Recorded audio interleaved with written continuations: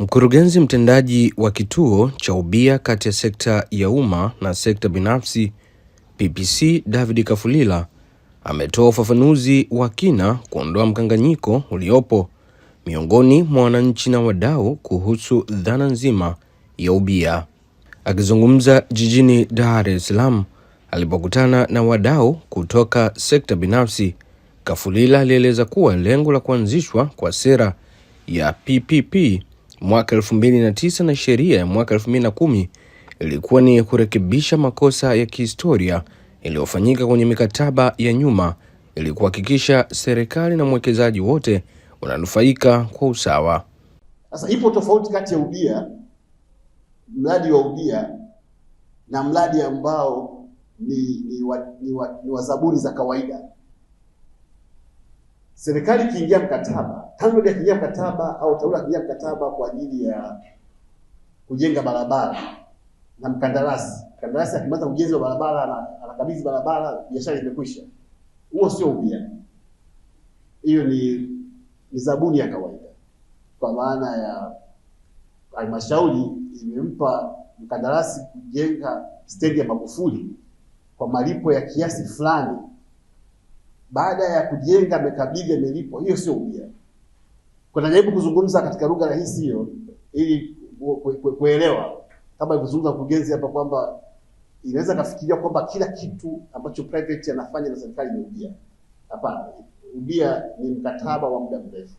Serikali au halmashauri ya jiji ikiingia mkataba wa kujenga stendi na kampuni binafsi imejenga ikakabidhi, hiyo sio ubia. Lakini ikijenga ikaendesha kwa muda wa miaka hiyo iliyokubaliana ili kusudi iweze kurudisha fedha yake kwa utaratibu ambao umekubalika na halmashauri na kampuni hiyo ndio ubia. Sasa kwa nini why serikali inafanya ubia? Sababu kubwa ni tatu, nitaeleza kwa kina baadaye. Sababu kubwa tatu ambazo zinasababisha ubia. Ya kwanza ni serikali kutumia mtaji wa kampuni binafsi kwa ajili ya kufanya jukumu ambalo ni la kwake serikali. Kama nilivyosema, ni jukumu la serikali kujenga barabara, kujenga stendi, kujenga masoko. Ni jukumu la serikali kujenga hostel. Lakini serikali ikitumia kampuni binafsi ijenge yenyewe, ikusanye yenyewe kwa makubaliano ya muda mrefu kwa mujibu wa mkataba, hiyo ndiyo ubia. Kwa katika muktadha huo, maana yake ni kwamba serikali itakuwa imetumia mtaji wa kampuni binafsi au private sector kufanya jukumu ambalo kimsingi ni jukumu lake serikali.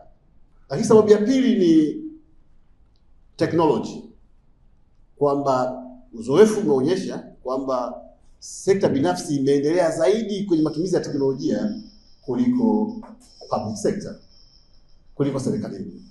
Kwa tunafanya ubia kwa sababu ya technology, kwamba inawezekana mtaji usiwe tatizo, ila tatizo ilikuwa ni technology.